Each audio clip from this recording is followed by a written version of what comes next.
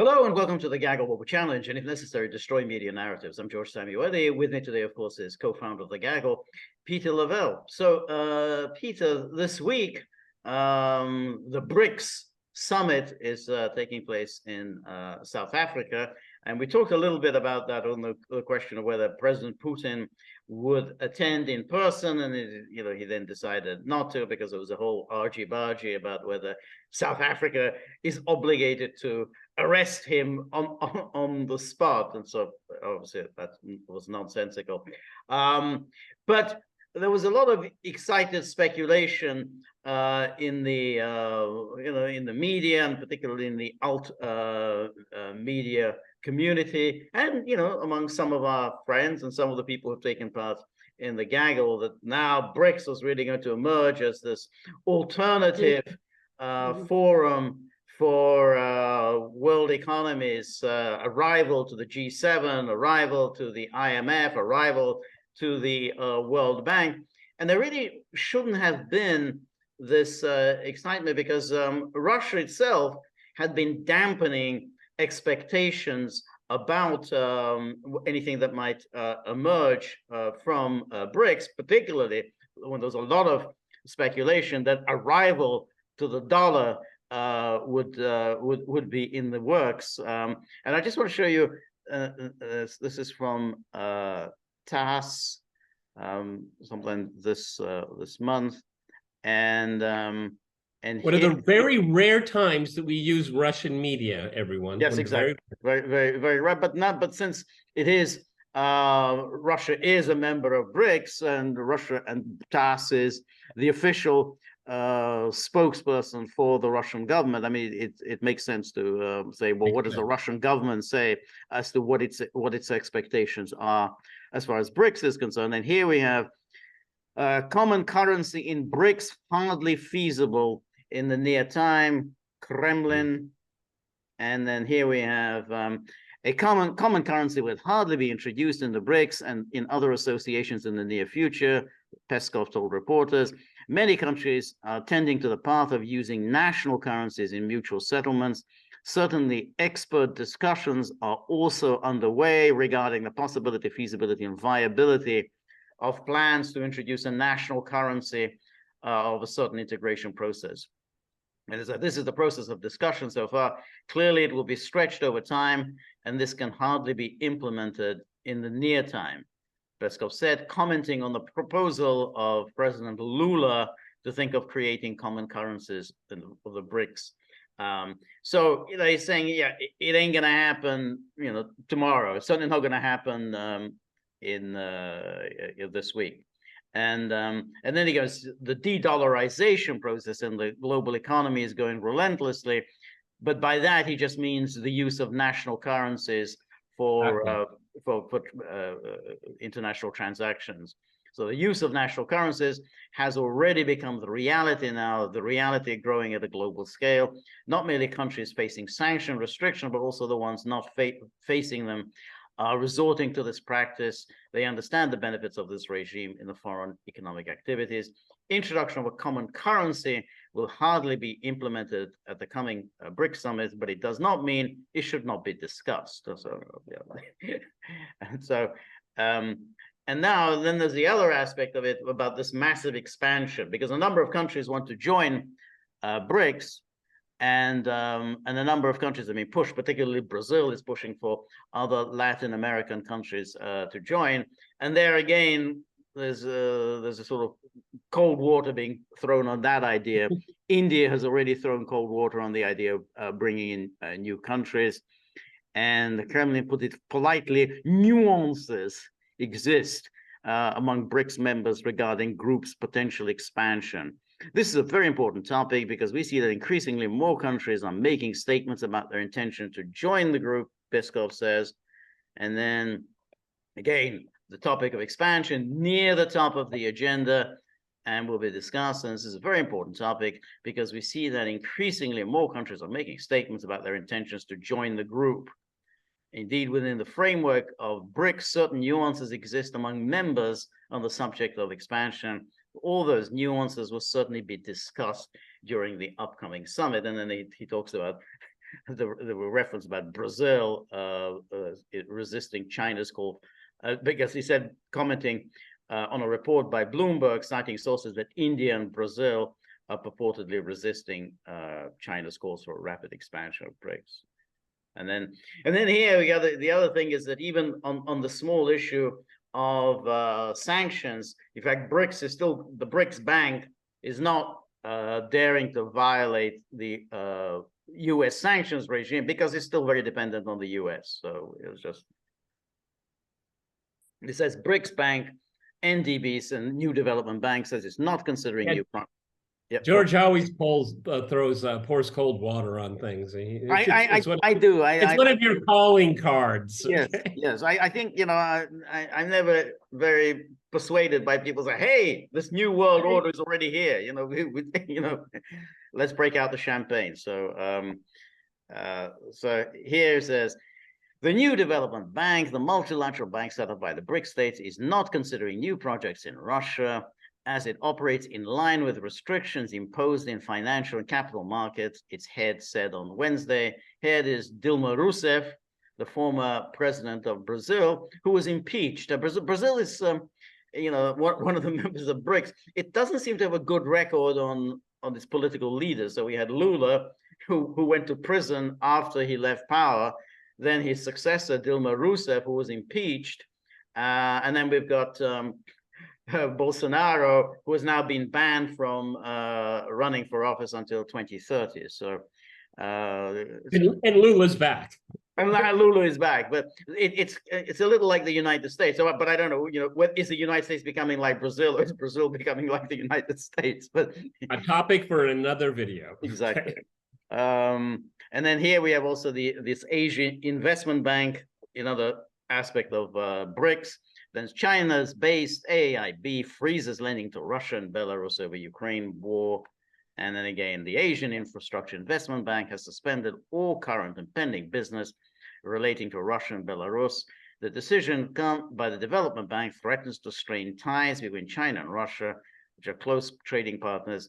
And then says China is the bank's largest shareholder.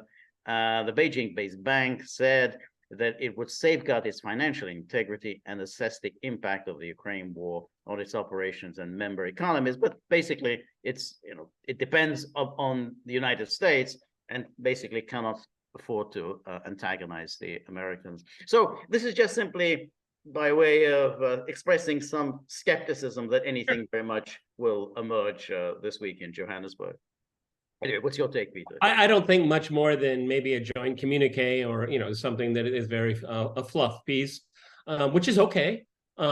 It's one of these things, you know, it's a topic that is more and more talked about, and it's good. And I'm essentially a pro BRICS person, okay? But I'm glad you showed your items there, because this is going to be a long road, okay? And I caution people. I mean, there are people in the alternative, and we don't need to name them. We know who they are. Our viewers know who they are. But, you know, they want to see this as an anti-Western dynamic. I think I would caution people. The dollar is still here. The financial infrastructure of the world is overwhelmingly controlled by the West, okay? Media assets. As I said, I was at a BRICS media confab, I guess now almost 10 years ago. And I pointed out to everyone, and, you know, kind of like being like George here, you know, like, you know, to my Brazilian colleagues, I said, I only learned about your country through Reuters and Bloomberg, okay? We always go through the West to understand, even to communicate among ourselves, okay, and our audiences and our populace.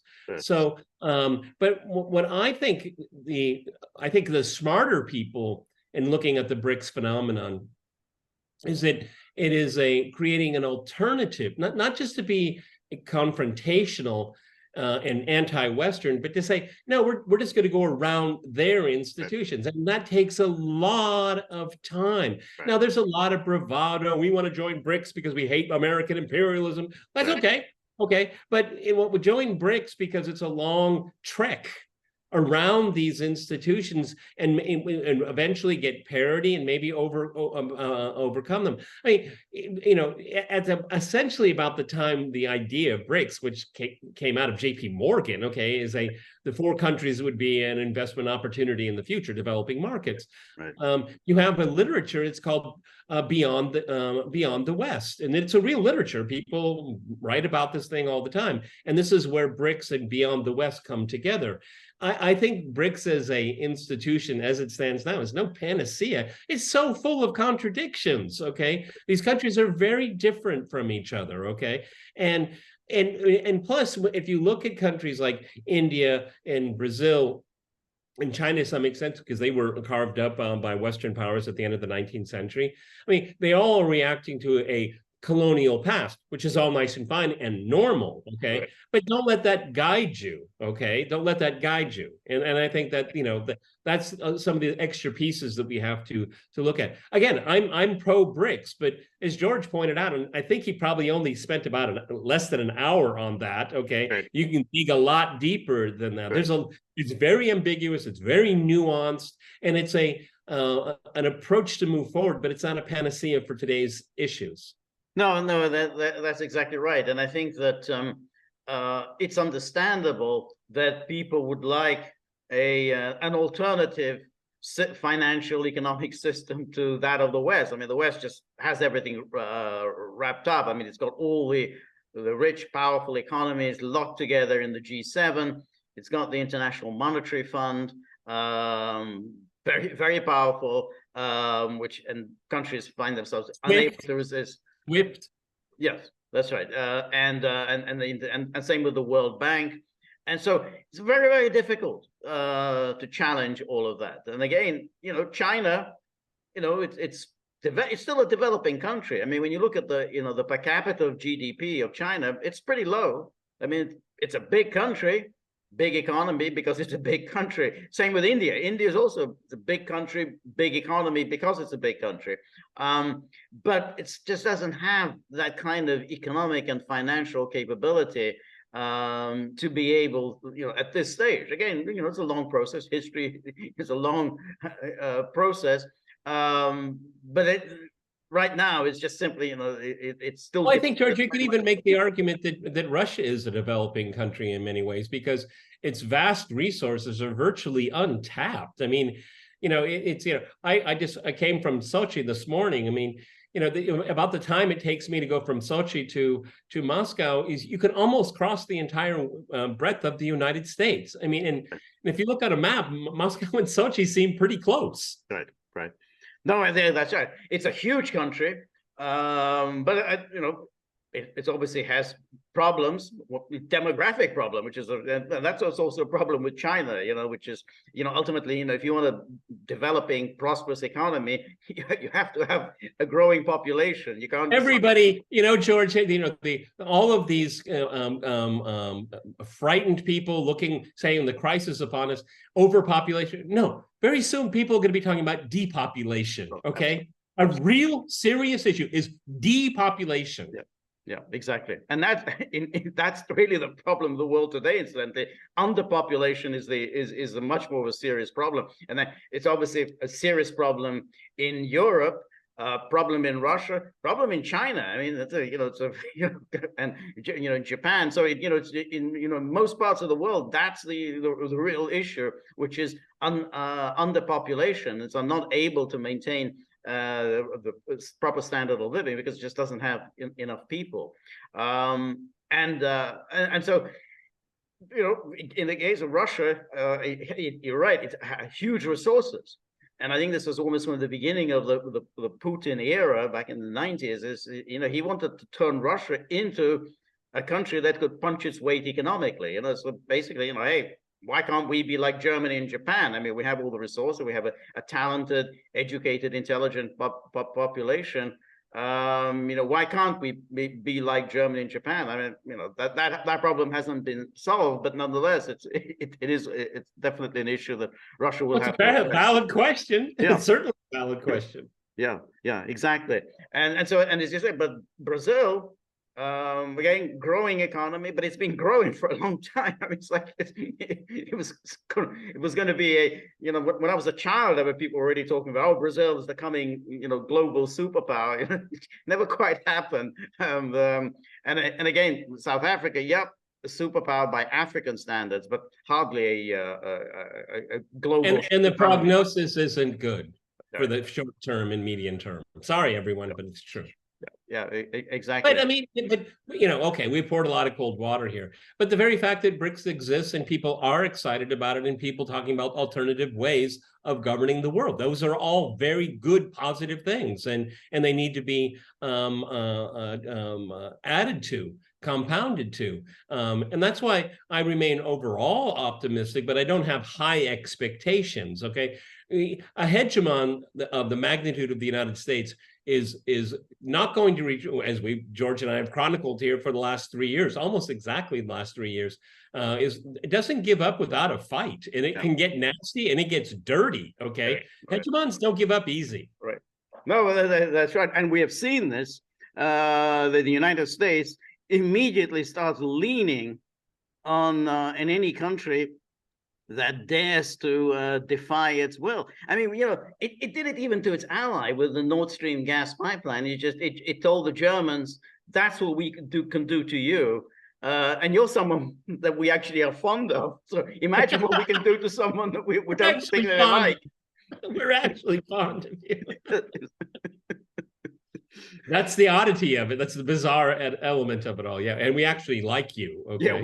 Yeah. So imagine what we can do to someone that we don't like. Yeah. So again, this is how the United States will respond. I mean, we've talked before about the pressure it applies to some Central Asian countries. Hey, you don't want a color revolution on your doorstep. You don't want some separatist movement suddenly popping up out of nowhere.